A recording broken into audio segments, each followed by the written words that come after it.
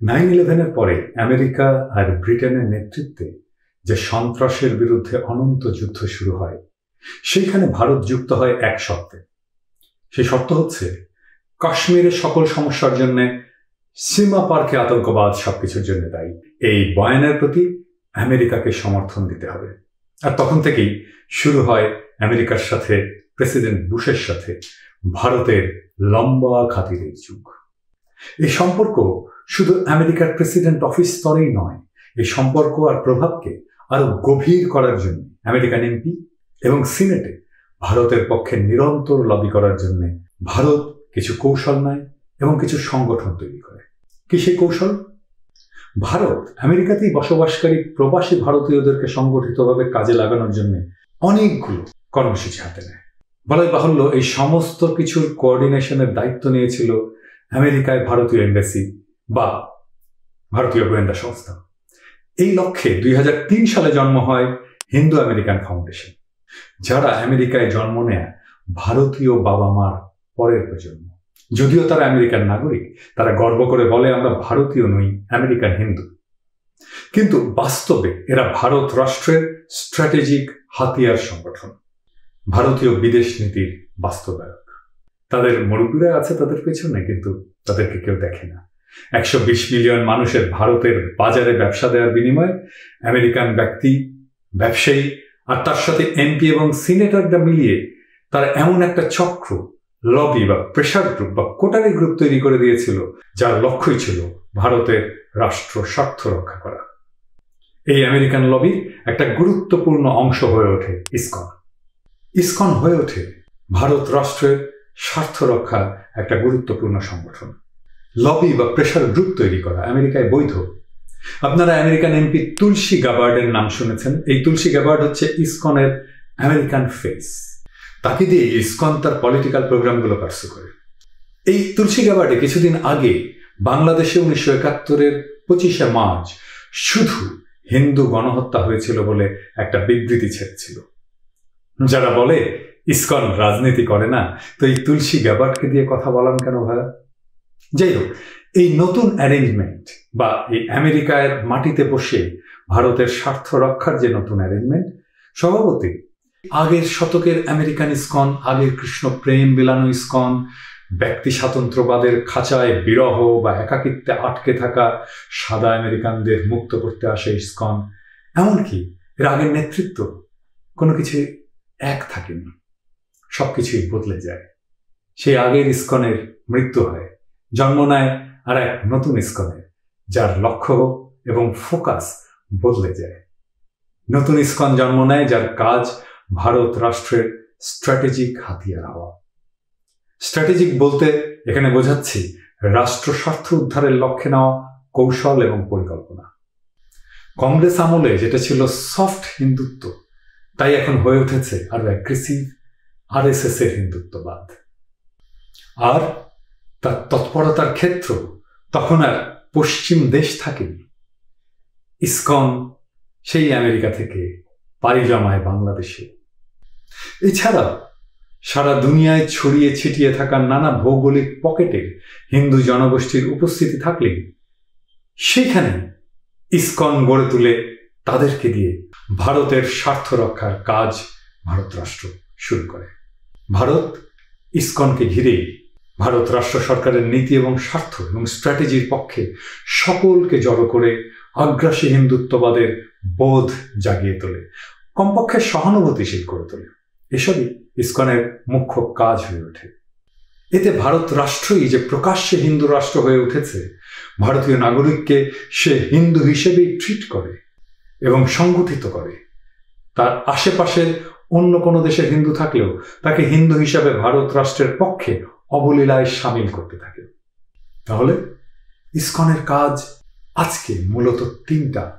ইসকনের মূল কাজ ধর্মপ্রচার নয়। 1 নম্বর কাজ ভারত রাষ্ট্র সরকারের নীতি ও স্বার্থ এবং স্ট্র্যাটেজির পক্ষে সকল হিন্দুকে জড়ো করা, আগ্রাসী হিন্দুত্ববাদের বোধ জাগিয়ে তোলা এবং আগ্রাসী হিন্দুত্ববাদের বোধ যাদের মধ্যে জাগাতে পারবে না তাদের কমপক্ষে ভারতের হিন্দুত্ববাদী রাজনীতির প্রতি সহানুভূতিশীল করে তোলা।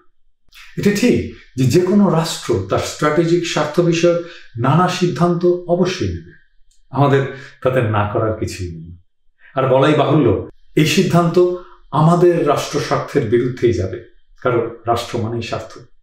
কিন্তু যেটা গুরুত্বপূর্ণ তা হলো অন্য রাষ্ট্রের যে সিদ্ধান্ত যা আমাদের নিজ রাষ্ট্রের জন্য ক্ষতিকর, তা প্রত্যাখ্যান এবং প্রতিরোধ করতে সক্ষম হতেই হবে।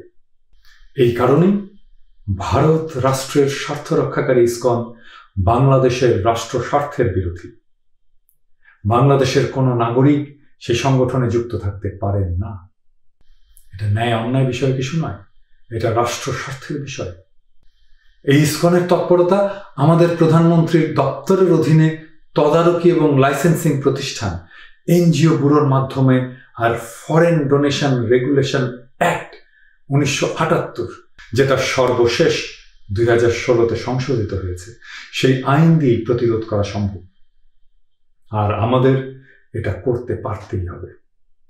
সবচেয়ে যেটা গুরুত্বপূর্ণ কথা, যেটা আমাদের সকলকে মনে রাখতে হবে, এমনকি হিন্দু সম্প্রদায়কেও মনে রাখতে হবে, সেটা হচ্ছে ভিন্ন রাষ্ট্রের স্ট্র্যাটেজিক প্রতিষ্ঠানকে আমরা আমাদের দেশে তৎপরতা চালাতে দিতে পারি না। বিদেশি এনজিও হিসেবে তো আরো নয়, তা আবার ধর্মপ্রচারের উছিলায়। এবার আসলে ইসকনের কি আসলে বাংলাদেশে দরকার আছে? এই প্রশ্নের উত্তরের জন্য আমাদের আগে দেখতে হবে আমেরিকায় কেন ইসকন জন্ম নিল। আমাদের মনে রাখতে হবে আমেরিকায় গিয়ে ইসকন জন্ম নিতে পেরেছিল মূলত একাকিত্বের আমেরিকান সমাজের শূন্যতার হাহাকার পূরণের জন্য। তাহলে ঠিক এই কারণেই বাংলাদেশ তার কাম্যভূমি হতেই পারে না, কারণ বাংলাদেশ পশ্চিম দেশ নয়। পশ্চিমে স্পিরিচুয়ালিটির ভ্যাকুয়াম আছে, বাংলাদেশে স্পিরিচুয়ালিটির ভ্যাকুয়াম নাই। বাংলাদেশে হিন্দুদের ধর্মীয় সংগঠন, হিন্দুদের আশ্রম, হিন্দুদের মন্দির, মন্ত্র জানা, শাস্ত্র জানা, বামন পুরুত কোনোটারই কমতি ঘটেনি, কখনো ছিল না। বাংলাদেশের হিন্দুদের পূজা পার্বণ, হিন্দু নারীদের ব্রত, এমনকি বাঙালি সংস্কৃতিতে শ্রীকৃষ্ণ যেভাবে জড়িয়ে আছে, সেভাবে উত্তর ভারতেও চর্চা নেই শ্রীকৃষ্ণকে নিয়ে। তাহলে আমেরিকায় যে কারণে ইসকনের জন্ম, ঠিক সে কারণেই বাংলাদেশে ইসকনকে হিন্দুদের দরকার নেই। তাহলে ইসকনের জন্ম বাংলাদেশে কেন হলো? কারণ ওই যে আগেই বলেছি, ইসকন ভারত রাষ্ট্রের স্ট্র্যাটেজিক হাতিয়ার হিসেবে পুনর্গঠিত হওয়ার পর থেকেই বাংলাদেশে ভারতের রাষ্ট্রীয় প্রভাব বিস্তারের জন্যই এর জন্ম দেওয়ার প্রয়োজন দেখা দিয়েছে। তাই অন্তত এই একটা কারণে বাংলাদেশের সরকার ইসকনকে বিদেশি এনজিও হিসেবে এনজিও ব্যুরো থেকে রেজিস্ট্রেশন দিতে পারে না। ইসকন আসলে ধর্মীয় নয়, ভারত রাষ্ট্রের হাতিয়ার রাজনৈতিক সংগঠন। আবার কোনো ধর্মীয় অথবা রাজনৈতিক প্রতিষ্ঠানকে এনজিও ব্যুরো রেজিস্ট্রেশন দেওয়া হারাম, কারণ এটা রাষ্ট্র স্বার্থ বিরোধী বলে নিষিদ্ধ। একটা এনজিও কেবল রিলিফ বিতরণের কাজ, দাতব্য কাজ করতে পারে, সেজন্য অনুমতি পেতে পারে, ধর্ম প্রচারের জন্য সে অনুমতি পেতে পারে না। বাংলাদেশে ভারত বিরোধী মনোভাব বাড়ছে। ভারত সরকারের আমাদের সরকারের উপরে সবখানে প্রভাব বিস্তারের বিরোধী এমন মনোভাব প্রচণ্ডভাবে বাড়ছে। এ নিয়ে আমাদের সমাজের কোনো পক্ষের মধ্যে দ্বিমত পাওয়া যাবে না। তবে দ্বিমত হতে পারে এর মাত্রা নিয়ে। সরকারি পক্ষের হলে হয়তো কেউ বলবেন ভারতের প্রভাব অনেক কম বা স্বাভাবিক, অন্যদিকে অন্যরা বলবেন ভারতের প্রভাব চরম বা সীমাহীন, অসহ্য বা অনাকাঙ্ক্ষিত ইত্যাদি। আর এইরকম একটা অবস্থার মধ্যে ইসকনের বিরুদ্ধে অভিযোগ, বিরূপ মনোভাব, ক্ষোভ ক্রমেই বাড়ছে। ইসকনও পায়ে পাড়া দিয়ে ঝগড়া বাঁধাতে চাইছে, এটা এমন অ্যাগ্রেসিভ। ইসকন সবার সামনে প্রথম চোখে পড়া শুরু করে 2016 সালে সিলেটের একটা সংঘাত থেকে।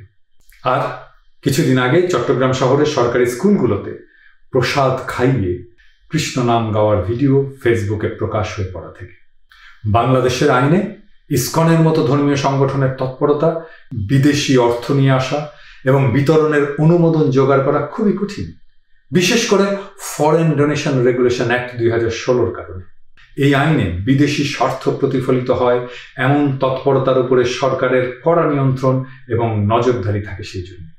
এছাড়া বাংলাদেশের আইনে বিদেশি ধর্মীয় এনজিও প্রতিষ্ঠানের বাংলাদেশে কোনো ধর্মীয় তৎপরতা চালানোটাই প্রায় অসম্ভব।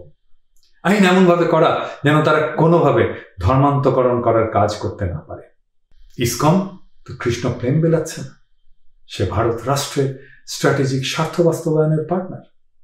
কোনো বিদেশি রাষ্ট্রের কোনো দাতব্য প্রতিষ্ঠান অন্য দেশে নিজ দেশের নীতি বা স্বার্থ বাস্তবায়নের জন্য অনুমতি পেতে বা চাইতেই পারে না। তার উপরে রাজনৈতিক এবং ধর্মীয় কাজের সংগঠনের রেজিস্ট্রেশন নেওয়া ছাড়াও বিদেশি অর্থ আনার কোনো অনুমোদনই পেতে পারে না। বাংলাদেশের হিন্দু স্বার্থ বলে কিছু নিয়ে তৎপরতা চালানো অথবা যে ইসকন একটা আমেরিকান প্রতিষ্ঠান, তা ভারত রাষ্ট্রের হিন্দু নীতি নিয়ে যে তৎপরতা চালাবে সেটা কোনো এনজিওকে বাংলাদেশ করতে দিতে পারে না। এটা আমাদের নিজের রাষ্ট্র স্বার্থ বিরোধী, বাংলাদেশের রাষ্ট্র স্বার্থ বিরোধী। আমাদের রাষ্ট্র এবং সরকারের প্রথম কাজটি হলো ইসকন কি হিসাবে রেজিস্টার্ড তা পরিষ্কার এবং সরাসরি জনগণকে জানানো। যেমন এটা কি ধর্মীয় প্রতিষ্ঠান নাকি রিলিফ বিতরণের প্রতিষ্ঠান? এই কাজটা সরকার করতে পারে, নিজে করতে পারে, অথবা বিশ্বাসযোগ্য সামাজিক ব্যক্তিত্বের অধীনে স্বাধীন নিরপেক্ষ তদন্তের মাধ্যমে প্রকাশ করতে পারে। যেমন ইসকন রিলিফ বিতরণের প্রতিষ্ঠান হিসেবে অনুমতিপ্রাপ্ত হলেও প্রসাদ বিতরণ সে করতে পারে না, সেটা পুরোপুরি বেআইনি। প্রসাদ বিলানো মানে যেটা ধর্মীয় এনজিও হিসেবে রেজিস্টার্ড কেবল সেই করতে পারে, যে রেজিস্ট্রেশন ইসকন কোনোভাবে পেতেই পারে না। এছাড়া প্রসাদ বিলানো আর কাউকে দুপুরের খাওয়ার প্যাকেট বিতরণ এক কাজ নয়। আবার যেমন রিলিফ বিতরণের প্রতিষ্ঠান হিসেবে লাইসেন্স নিয়ে এবং অর্থ ছাড় করে সেই টাকায় ইসকন মন্দির প্রতিষ্ঠা করতে পারে না। তাহলে ইসকনের এতগুলো মন্দির কিসের পয়সায় হলো? এই বিষয়গুলো নিয়ে স্বচ্ছভাবে জনগণের কাছে ব্যাখ্যা দিতে হবে। এই নিয়ে সরকারের কোনো দায় নেয়ার বা কোনো আড়াল টেনে নেওয়ার প্রয়োজন নেই। আমাদের আইন যদি পারমিট না করে তাহলে সরকারের কিছুই করার নেই। আবার মাঝে মাঝে আমরা শুনতে পাই অমুক ইসকনের সদস্য অথবা সরকারি কর্মচারী ইসকনের পদক, মেডেল বা সম্বর্ধনা নিচ্ছে বা দিয়েছে। এখন এই ইসকনের সদস্য হওয়া কি জিনিস? কোনো বিদেশি এনজিও এইখানে কাউকে ধর্মীয় দল, গ্রুপ বা প্রতিষ্ঠানের সদস্য বানানোর কার্যক্রম নিতে পারে কি? অবশ্যই না। এনজিও মূলত বস্তুগত জিনিসের দাতব্য প্রতিষ্ঠান হতে হবে, স্পিরিচুয়াল জিনিসের প্রতিষ্ঠান নয়। এনজিও করতে আসা চ্যারিটির কথা বলে কোনো ভাব বা ধর্মীয় রাজনীতির প্রচার করতে অনুমতি দেওয়া হয় না। বড়জোর সেটা সামাজিক সচেতনতা ধরনের কাজ, যেমন অধিকার বিষয়ক, দক্ষতা শেখানো, স্বাস্থ্য বা পরিবেশ বিষয়ক কাজ ইত্যাদি এরকম হতে পারে। সরাসরি রাজনীতি অথবা ধর্মপ্রচার এটা আমাদের এনজিও আইনে একেবারেই নিষিদ্ধ। রেজিস্ট্রেশন পাওয়ার পরে কি কার্যক্রম নেবে, এর বিস্তারিত বর্ণনা, কোন খাতে কত অর্থ ব্যয় করবে ইত্যাদি সমস্ত ভবিষ্যৎ কার্যক্রমের বিস্তারিত সবকিছু কর্মসূচি আগেই এনজিওগুলোতে জমা দিতে হয়। এটা দেওয়ার কথা। আর আমাদের গোয়েন্দা বিভাগ আছে, তারা তো আমাদের পেছনে ঘুরে বেড়ায়, এই সমস্ত কাজ তারা দেখবে না। তাদের এ সমস্ত সরেজমিনে যাচাই করে রিপোর্ট দিলেই তবেই সেই বিদেশি এনজিও অর্থ ছাড়ার অনুমতি পায়। আর এটার ব্যতিক্রম করলে সরাসরি রেজিস্ট্রেশন বাতিল সহ জেল, জরিমানার কথা লেখা থাকলেও সেটা প্রয়োগ হতে পারে। শেখ হাসিনা ইন্ডিয়ার সাথে বিশেষ খাতির রাখবেন, সেটা আপনার ব্যাপার। কিন্তু সেটা রাখতে গিয়ে আমাদের যা প্রচলিত আইন তা প্রয়োগ করা থেকে বিরত থাকা চলবে না। অথবা কান্নি কেটে আইনকে পাশ কাটিয়ে যাওয়ার তো কোনো দরকার নেই। যে কোনো রাষ্ট্র যার নিজের স্বার্থ তার নিজের দেশের আইনি সীমার মধ্যে বুঝে নেবে এবং মান্য করবে।